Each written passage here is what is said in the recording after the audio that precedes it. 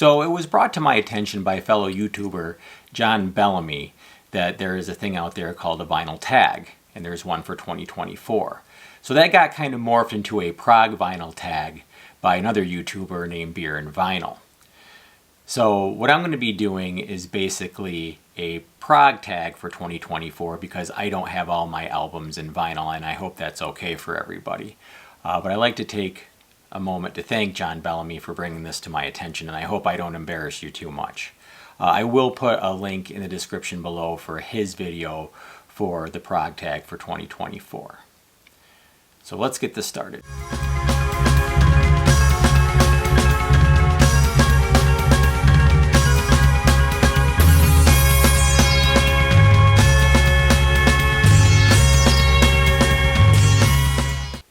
So if you don't know what this is, there's basically 20 criteria to allow you to look through your collection of albums, and you kind of figure out what you like or what you feel is appropriate for that criteria. So the first one I have here is show a favorite debut record. So probably my favorite debut record, one of my favorites at least, is from Todd Rundgren's Utopia. And this particular one is part of a twofer.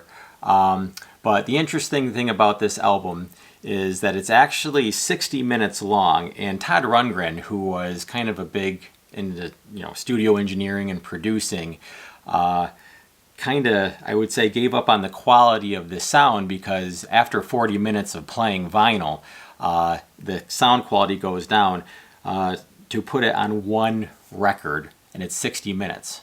So that's kind of interesting, and it's extremely progressive. He actually has 3 keyboardists in the original version of Utopia. But the song The Icon is fantastic, and if you haven't heard it, it's 30 minutes of pure bliss. So the next one we have here, it says, show a Prog artist or album that you got into in 2023 or recently. So for me, that would actually be Argent. And this is so new to me that I actually haven't even listened to it yet, but I'm very excited to. And I know some of the songs like Hold Your Head Up and God Gave Rock and Roll to You.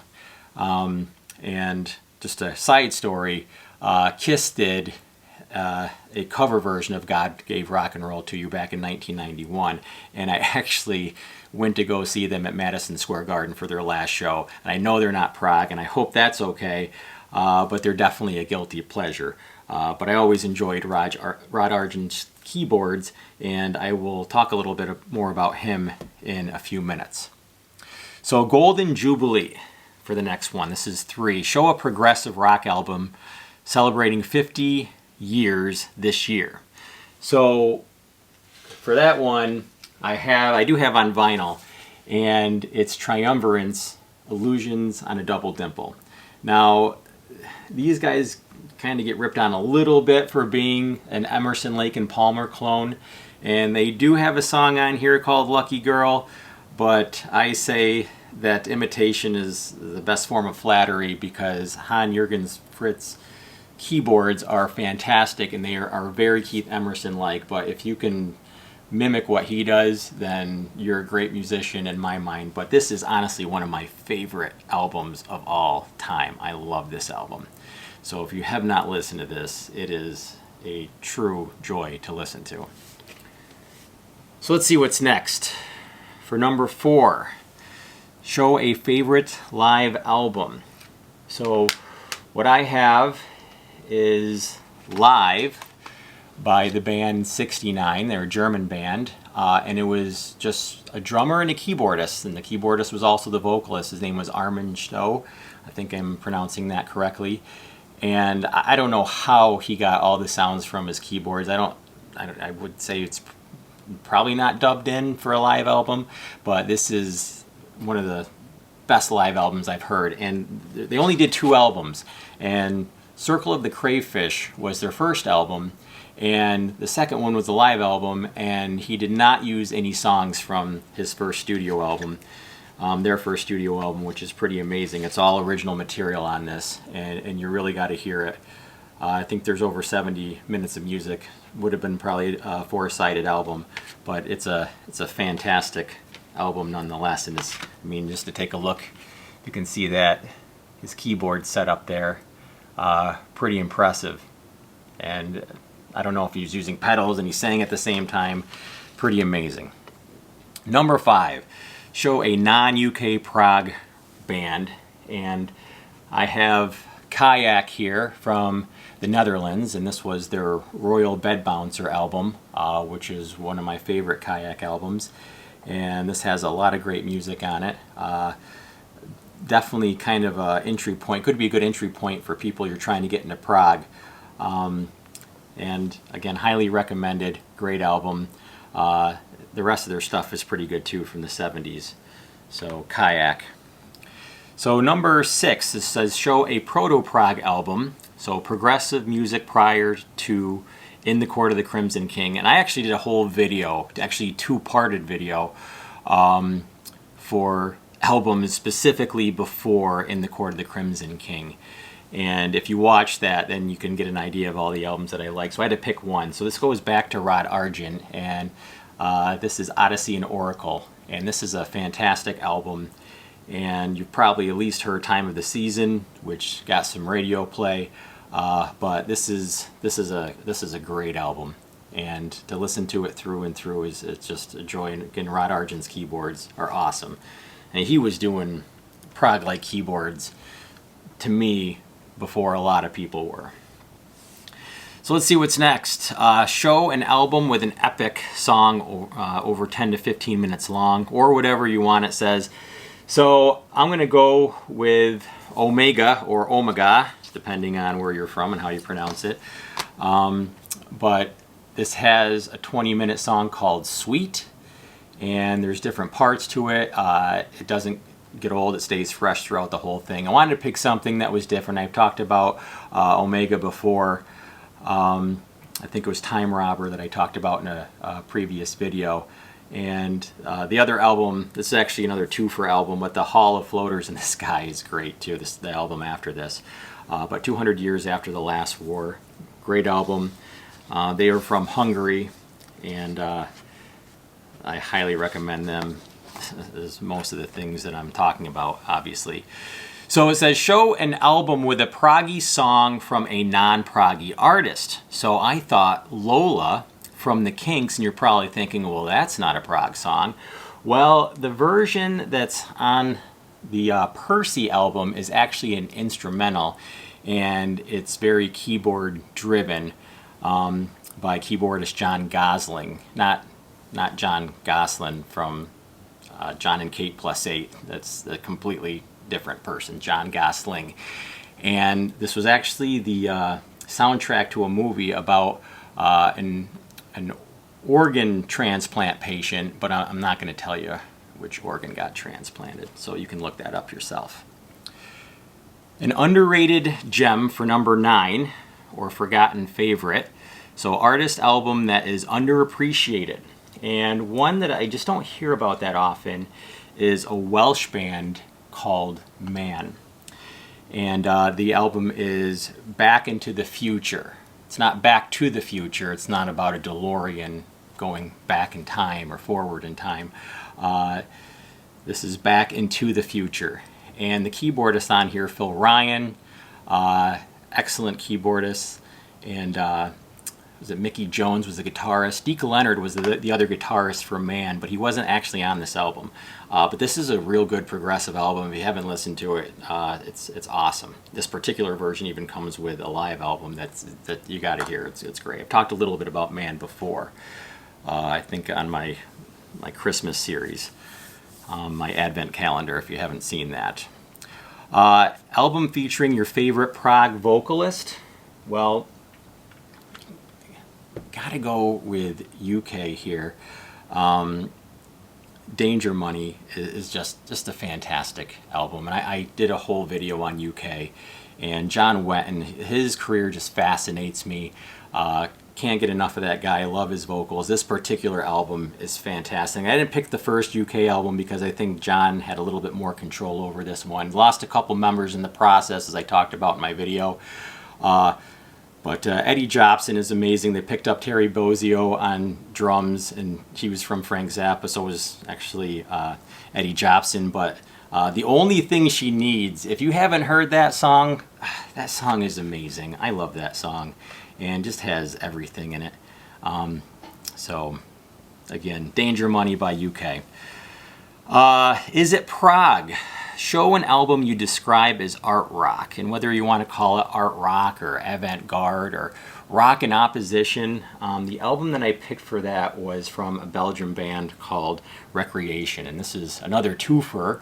And the album that I'm focusing on is Music or Not Music, and if you have attention deficit, this is definitely the album for you, because it just moves from one thing to the next, and it even has a song called "And the Producer Got Mad," and you'll find out why if you listen to this album.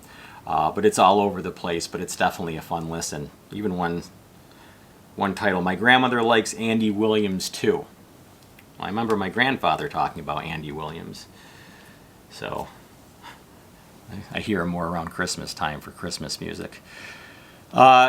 Show a solo album of an artist from a prog band. So I picked Fool's Mate by Peter Hamel, obviously from Vandergraaf Generator. From what I've listened to by Peter Hamel's from a solo career, this has been my favorite so far, and I love the album so much that I actually have the cover of it. I actually have the signed artwork from Paul Whitehead himself on my wall. I think I've shown that in a previous video, but I'll mention him in a moment. But Fool's Mate, classic album. Jack of All Trades, Master of All. Show a genre-bending album or artist. And, I mean, come on. David Bowie. I mean, how could you not pick David Bowie? I think I have surround sound version of Ziggy Stardust here as well.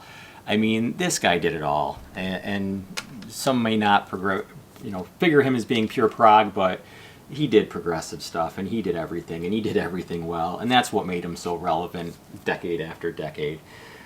So, awesome artist. The 80s called for number 14. Show an album from the 80s. I've talked a little bit about Saga before. Great album, or great band. This is a good album. It's actually from 1980. I'm going to be honest with you, I didn't go too far into the 80s or beyond that, which is going to bite me in just a moment, as you'll find out.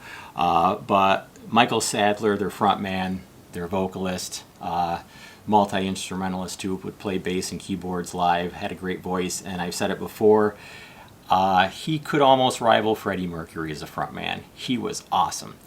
And Ian Crichton was an underrated guitarist. Fantastic. Listen to this band. But I mentioned before, when I talked about them before, that what these guys could do in 4 minutes was phenomenal. But they were all great musicians. So, Silent Night by Saga, but can't go wrong with them. So, number 15, and this is where I failed completely. It says, Not Dead Yet, show a late career album. And guess what? I don't have one, because I don't listen to too many bands past 1980. A little bit, and it's actually like a phobia of mine that I'm afraid that it's not good, and they didn't write as well as they did in the 70s. And I know I'm not right all the time with that, but I've have so much music and so much music I haven't listened to from the 70s that I just haven't gone beyond that.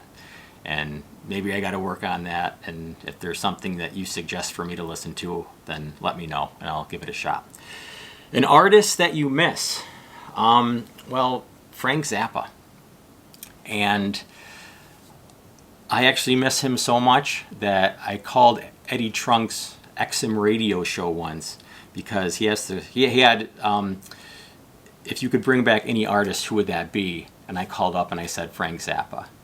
So months later, Amit Zappa, Frank's son, was on his show promoting the Hologram concert tour that was coming out, and I actually called up again and said he was the one I would have brought back, and now I'm getting my wish. And I did go see the hologram concert, and it was awesome.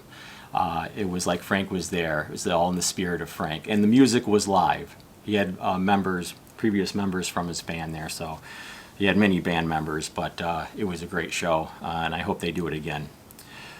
Okay, 17. Prog goes pop. Show a progressive pop album, and I love this band, Max Webster, and the album is A Million Vacations. Kim Mitchell's the guitarist. They're a Canadian band. You just cannot go wrong with Max Webster, and this is a fantastic album, and I had this playing poolside when I was on vacation at the Outer Banks this summer, and enjoyed it because it was perfect for what I was doing. So anything Max Webster, grab. And they were actually on the Anthem label, which was the same label as Rush, and they would tour together. Okay, show a Prog album with cover art you love. And yeah, I'm going to cheat here because I love William Neal. I've been talking about him. Have another video coming out about him and artwork soon. Paul Whitehead. I mean, come on, this guy was fantastic. It was like he splashed his brain on a canvas every single time. Love his work. So Vandergraaf Generator did a lot of good stuff for them. And actually, someone that I actually did meet in person. Talk about that. But Roger Dean, what he did for Yes, and other people as well. So good. So I can't pick one. I just can't do it. Sorry. An album you'd recommend to a non-Prog fan, and I've done this before with this album, and I do have this on vinyl too. Of course, a lot of my vinyl is unopened. Recycled by Nectar. I think this is an easy album to get into. There's actually two mixes of this, one by Jeff Emmerich, who actually engineered the Beatles, but it was actually kind of a weak mix, so that wasn't what was originally released. The album version which was actually a much stronger version. So Recycled by Nectar. I've talked about Nectar before. These guys are amazing, and this is a fun album. Marvelous Moses. Come on, it doesn't get much better than that. That's a great album. And 20, last one, favorite Prog album of all time. I'm just going to grab this one right here. Brain Salad Surgery, Carnival 9. Love this album. Love the cover of it too. H.R. Giger. But, I mean, Carnival 9, you just can't beat that. So, this is probably my favorite through and through. One of the albums that got me into Prog. So there it is, all 20 of them done. So again, thank you, John Bellamy, for bringing this to my attention. I hope you enjoyed it. If you have any comments, then let me know. If you have any suggestions or questions, let me know. Don't forget to like and subscribe, and I will see you next time.